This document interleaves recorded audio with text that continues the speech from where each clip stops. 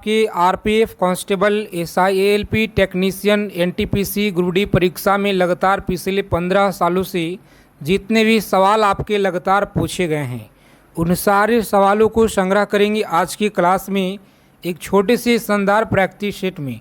तो सभी लोग आज की क्लास में जुड़ जाएंगे। आज की क्लास आपके लिए बहुत ज़्यादा इम्पोर्टेंट रहने वाला है। तो अगर साथ ही इस बार आप लोगों को एक सीट पक्का करना है तो क्लास को बिना स्किप किए हुए आप लोग अंत तक देखिएगा, क्योंकि प्रीवियस ईयर का संपूर्ण निचोड़ पिछले 15 सालों का है, जो सबसे ज़्यादा इम्पोर्टेंट सवाल आपके पेपर में लगातार हर बार पूछे जाते हैं। तो चलिए क्लास को शुरू करते हैं बिना देरी किए हुए। जितने साथी लोग क्लास में जुड़ गए हैं, क्लास को आगे चलने से पहले लाइक कर देंगे फटाफट से। चलिए सेशन को लाइक कर दीजिए आप लोग, और जो साथी चैनल पे पहली बार हैं चैनल को फटाफट सब्सक्राइब कर लीजिएगा आरपीएफ कांस्टेबल, एसआई, एएलपी से जुड़ी हर एक जानकारी के लिए। देखिए पहला सवाल पूछा गया है कि पृथ्वी पर दिन और रात होता है। बताइएगा आप लोग, पृथ्वी पर दिन और रात होते हैं, इसका सही आंसर आप लोग याद रखेंगे। यहाँ पे सही आंसर क्या होगा तो याद रखिएगा आप लोग। चलिए बताएंगे आप लोग, प्रत्येक सवाल का आंसर आप लोग कमेंट बॉक्स के माध्यम से बताते चलिएगा। राइट आंसर याद रखेंगे दैनिक गति के कारण, जो ऑप्शन नंबर ए में आपका सही आंसर दिया गया है। आगे देखेंगे अगला सवाल, याद रखिएगा आप लोग, सबसे बड़ा ग्रह कौन सा है। पूछा गया सवाल है आपके एग्ज़ाम में, याद रखिएगा सबसे बड़ा ग्रह है बृहस्पति। ऑप्शन नंबर ए आपका सही उत्तर है। आगे देखेंगे साथ ही अगला सवाल, याद रखिएगा सबसे छोटा ग्रह है आपका बुध है। सभी लोग याद रखिएगा बुध। आगे देखेंगे अगला क्वेश्चन, याद रखिएगा क्लास की पीडीएफ के लिए टेलीग्राम चैनल को आप लोग ज्वाइन करेंगे। अगुलहास धारा किस महासागर में बनती है। याद रखेंगे आज की क्लास में साइंस जीके के मोस्ट इम्पॉर्टेंट सवालों को कवर करेंगे अंत में। तो सभी साथी क्लास को बिना स्किप किए हुए अंत तक देखिएगा। रोज़ाना आप लोग क्लास में जुड़ेंगे, लगातार आप सभी को प्रैक्टिस सेट यहाँ पे दिया जा रहा है। देखिए याद रखिएगा ऑप्शन नंबर बी हिंद महासागर में आप लोग याद रखिएगा। आगे देखिए अगला क्वेश्चन है, पृथ्वी का सबसे भीतर वाला भाग कौन सा है। चलिए बताएंगे आप लोग, पृथ्वी का सबसे भीतर वाला जो भाग है यह क्रोड किसका बना होता है। तो सभी लोग याद रखिएगा ऑप्शन नंबर डी, जो आपका लोहा और निकेल यहाँ पे दिया गया है साथी, सही आंसर याद रखेंगे। आगे देखेंगे अगला प्रश्न, यहाँ पे याद रखिएगा आप लोग 6 नंबर सवाल बताएंगे आप लोग, सही आंसर क्या होगा। मैग्नीज के उत्पादन में भारत का दूसरा स्थान है और प्रथम जो देश है यह कौन सा है। बताइएगा आप लोग प्रथम देश कौन सा है। तो याद रखेंगे ऑप्शन नंबर बी, कौन सा, रूसी संघ आप लोग याद रखिएगा, बी ऑप्शन आपका सही आंसर है। देखेंगे अगला प्रश्न, बताइएगा आप लोग 7 नंबर सवाल आपकी स्क्रीन पे, कि निम्नलिखित में से कौन सा देश कोयला का सबसे बड़ा उत्पादक है। बताएंगे यहाँ पे सबसे बड़ा जो है उत्पादक देश कौन सा है। तो याद रखेंगे यह है अमेरिका। कौन सा, अमेरिका आप लोग याद रखिएगा, सही उत्तर है ऑप्शन नंबर सी याद रखेंगे। अगला प्रश्न देखेंगे, पूछा गया सवाल है आपके एग्ज़ाम में, याद रखेंगे सभी मोस्ट इम्पॉर्टेंट सवालों को आप लोग याद रखिएगा। इनमें से किसको जापान का मैनचेस्टर कहा जाता है। चलिए बता देंगे सभी साथी फटाफट से राइट आंसर, इनमें से किसको जापान का मैनचेस्टर कहा जाता है। तो याद रखिएगा आप लोग सही आंसर है ओसाका, आप लोग याद रखिएगा, जो ऑप्शन ए में आपका दिया गया साथी राइट आंसर। चलिए देखेंगे नेक्स्ट सवाल, यहाँ पे बताएंगे भारत के स्वतंत्रता संघर्ष के दौरान जो है डिफेंस एजुकेशन सिक्योरिटी नामक संस्था की स्थापना किसने की। बताइएगा डिफेंस एजुकेशनल जो है संघ की जो नामक की जो संस्था है किसने की। तो आप लोग याद रखेंगे नामक संस्था किसने की। सभी लोग याद रखेंगे ऑप्शन नंबर बाल गंगाधर तिलक, क्या है, बाल गंगाधर तिलक आप लोग याद रखिएगा, सही उत्तर है। आगे देखेंगे अगला क्वेश्चन, याद रखिएगा 1857 के गदर के समय भारत के गवर्नर जनरल कौन था। तो सभी लोग याद रखेंगे option number C Lord Canning, आप लोग अच्छे से याद रखिएगा लॉर्ड कैनिंग। चलिए आगे देखेंगे साथी। अगला प्रश्न है कि भारत जो है भारतीयों के लिए नारा किस संस्था ने दिया था। भारत भारतीयों के लिए नारा जो है यह किस संस्था ने दिया था। तो सभी लोग याद रखेंगे ऑप्शन नंबर बी जो आपका दिया गया है, आर्य समाज के द्वारा नारा दिया गया था। आगे देखेंगे विंध्याचल और सतपुड़ा पहाड़ियों के बीच से होकर बहने वाली नदी कौन सी है। बताएंगे आप लोग। विंध्याचल और सतपुड़ा पहाड़ियों के बीच से होकर बहने वाली नदी कौन सी है। तो याद रखेंगे नर्मदा नदी है। कौन सा? नर्मदा नदी आप लोग याद रखिएगा। देखेंगे अगला सवाल यहाँ पे याद रखेंगे, मोस्ट इम्पॉर्टेंट पूछा गया सवाल है, सभी लोग याद रखिएगा। आज की क्लास में देखेंगे सेलेक्टेड चीज़ों को हम लोग कवर करेंगे। इन्वेस्टर प्रोटेक्शन फंड की संस्था ने जो है स्थापित किया। चलिए बता दीजिए सभी साथी फटाफट से राइट आंसर सेवी के द्वारा आप लोग याद रखिएगा। आगे देखेंगे कुंडापुर एवं करवार कच्छ वनस्पति स्थान कहाँ पर है। चलिए बता देंगे सभी साथी कुंडापुर एवं करवार कच्छ वनस्पति स्थान कहाँ पे है। तो सभी लोग याद रखिएगा ऑप्शन नंबर बी कर्नाटक राज्य में। याद रखेंगे आप लोग कर्नाटक राज्य में है। कम समय में जितना हो सके हम लोग ज़्यादा से ज़्यादा रिवीजन करेंगे। भारत की प्रथम बहुउद्देशीय परियोजना किस नदी पर बनाई गई है। चलिए बता देंगे सभी साथी फटाफट से राइट आंसर। सभी को बताना है कि भारत की जो प्रथम बहुउद्देशीय परियोजना है किस नदी पर बनाई गई है। तो आप लोग याद रखेंगे ऑप्शन नंबर सी आपका राइट आंसर है, दामोदर नदी पर आप लोग याद रखिएगा।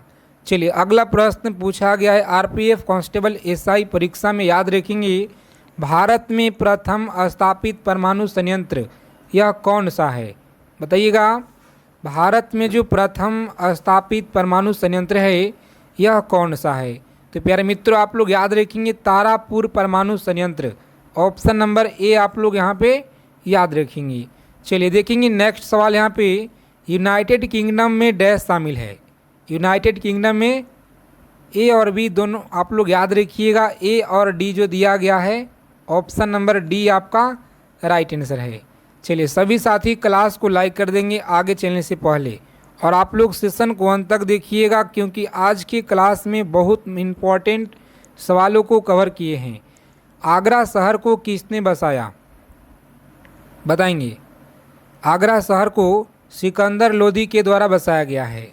आगे देखेंगे साथी अगला क्वेश्चन, सभी लोग याद रखेंगे राष्ट्रीय प्रतीक के निचले भाग में उत्कीर्ण शब्द जो सत्यमेव जयते है संदर्भ कहाँ से लिए गए हैं। तो आप लोग याद रखेंगे मुंडकोपनिषद से यह लिए गए हैं। कहाँ से?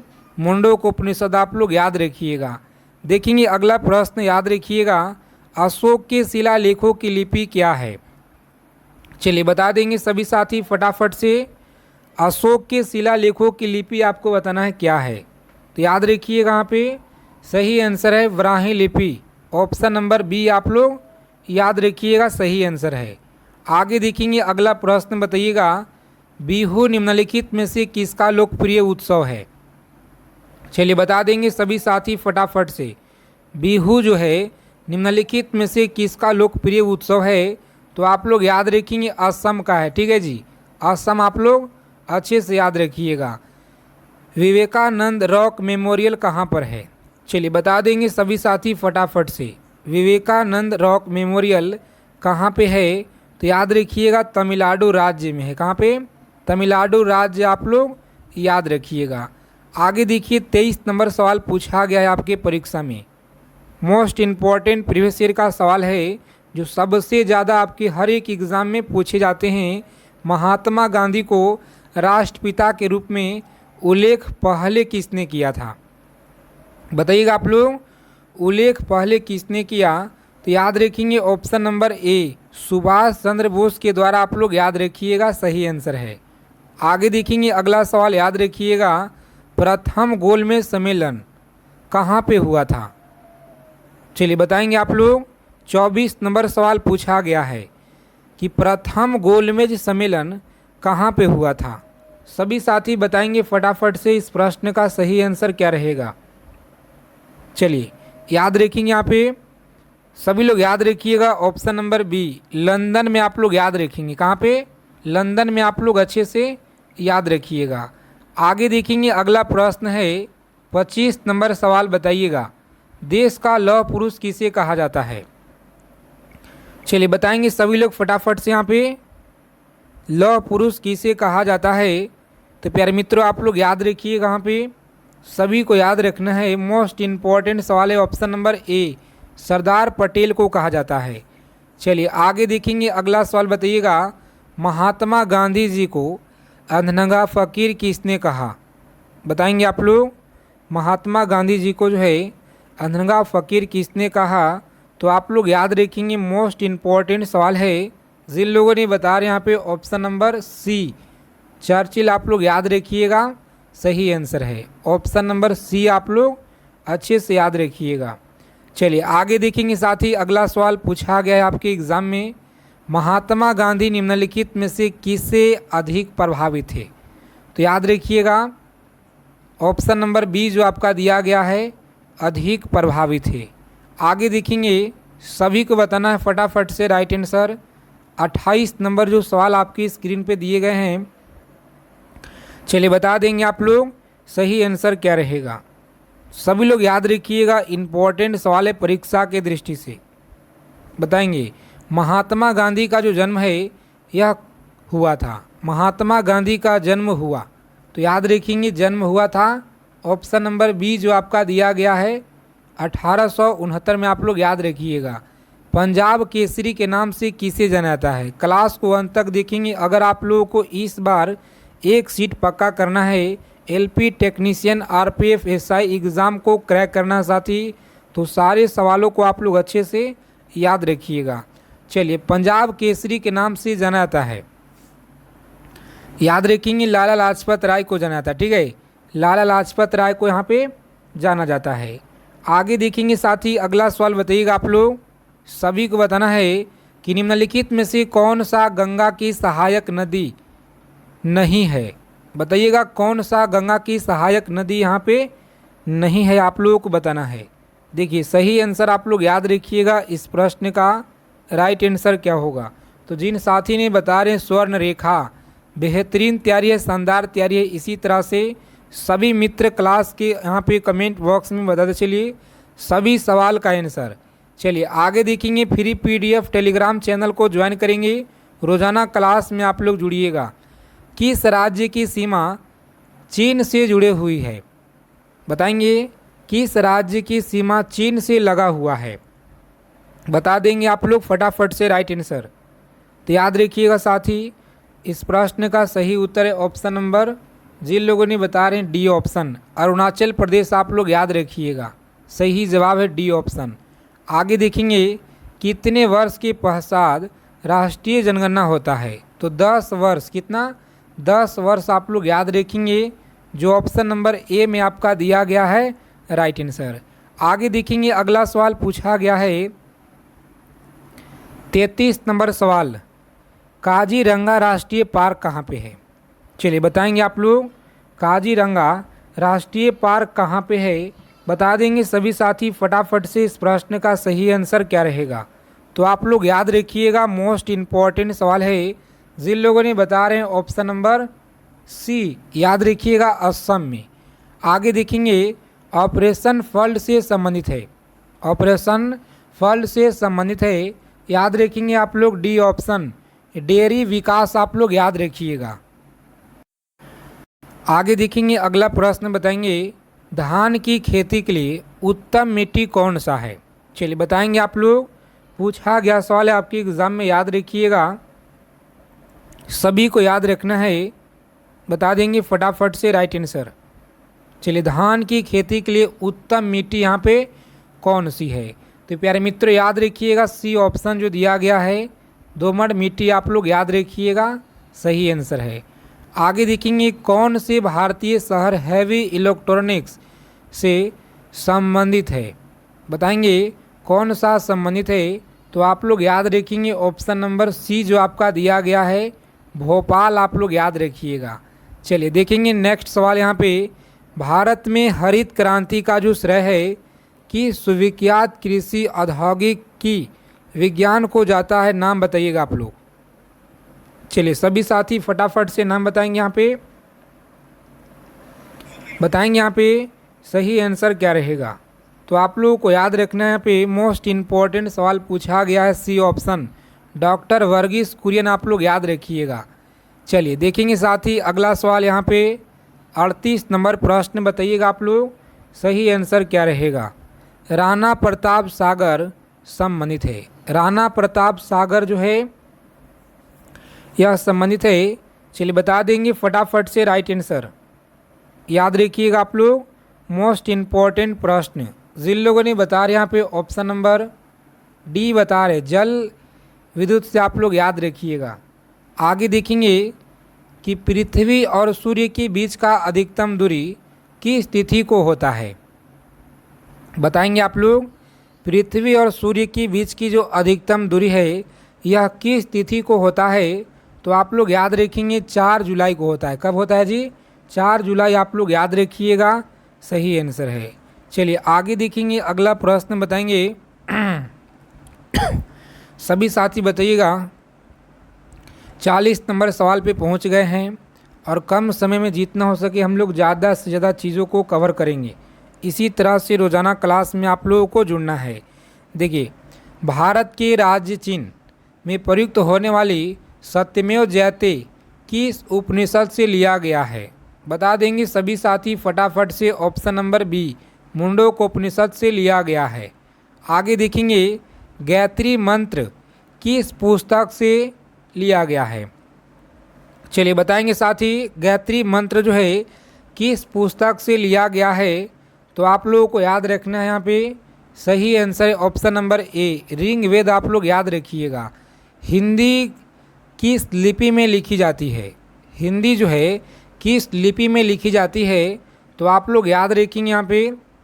चलिए बता देंगे फटाफट से। ऑप्शन नंबर सी जो आपका दिया गया है राइट आंसर है। ठीक है, देवनागरी आप लोग याद रखिएगा। कहाँ पे? देवनागरी सही आंसर है। ब्राह्मी लिपि को किसने स्पष्ट किया? चलिए बताएंगे आप लोग ब्राह्मी लिपि को किसने जो है स्पष्ट किया। तो सभी साथी बता देंगे फटाफट से। मोस्ट इम्पॉर्टेंट सवाल है, जिन लोगों ने बता रहे ए ऑप्शन जेम्स प्रिसेप, आप लोग याद रखिएगा, सही आंसर है। आगे देखेंगे साथी अगला प्रश्न बताएंगे। राष्ट्रीय विज्ञान दिवस किस दिन मनाया जाता है? राष्ट्रीय विज्ञान दिवस आप लोग याद रखिएगा किस दिन मनाया जाता है। तो 28 अप्रैल आप लोग याद रखिएगा। ठीक है, 28 फरवरी सॉरी याद रखिएगा आप लोग, सही आंसर है। आगे देखेंगे साथी अगला सवाल है। राष्ट्रीय खेल दिवस किस दिन मनाया जाता है? बताइएगा राष्ट्रीय खेल दिवस जो है यह कब मनाया जाता है। तो आप लोग याद रखेंगे, मोस्ट इम्पॉर्टेंट प्रश्न है। चलिए बता देंगे सभी लोग फटाफट से राइट आंसर क्या रहेगा। तो आप लोग याद रखिएगा इस क्वेश्चन का सही जवाब है ऑप्शन नंबर बी, 29 अगस्त को मनाया जाता है। चलिए देखेंगे अगला सवाल है। कंप्यूटर साक्षरता दिवस किस दिन मनाया जाता है? बताएंगे कंप्यूटर साक्षरता दिवस जो है किस दिन मनाया जाता है। तो आप लोग याद रखिएगा, सही जवाब है ऑप्शन नंबर, जिन लोगों ने बता रहे यहाँ पे सी ऑप्शन बिल्कुल सही उत्तर है, 2 दिसंबर आप लोग याद रखिएगा। आगे देखिए केंद्रीय उत्पाद शुल्क दिवस किस दिन मनाया जाता है। तो सभी साथी याद रखिएगा ऑप्शन नंबर बी, 24 फरवरी आप लोग याद रखिएगा। आगे देखेंगे यहाँ पे बताइएगा हिंदी दिवस किस दिन मनाया जाता है।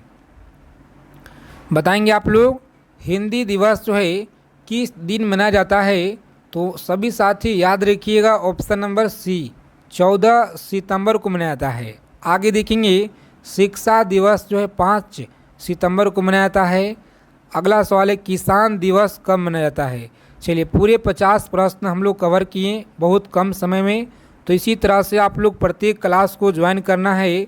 अगर आपको इस बार एक सीट पक्का करना है साथी, तो रोज़ाना आप लोग क्लास में आना शुरू कर दीजिए। ठीक है, तो साथी आज की क्लास में इतना ही। मिलते हैं अगले क्लास में अच्छे टॉपिक के साथ।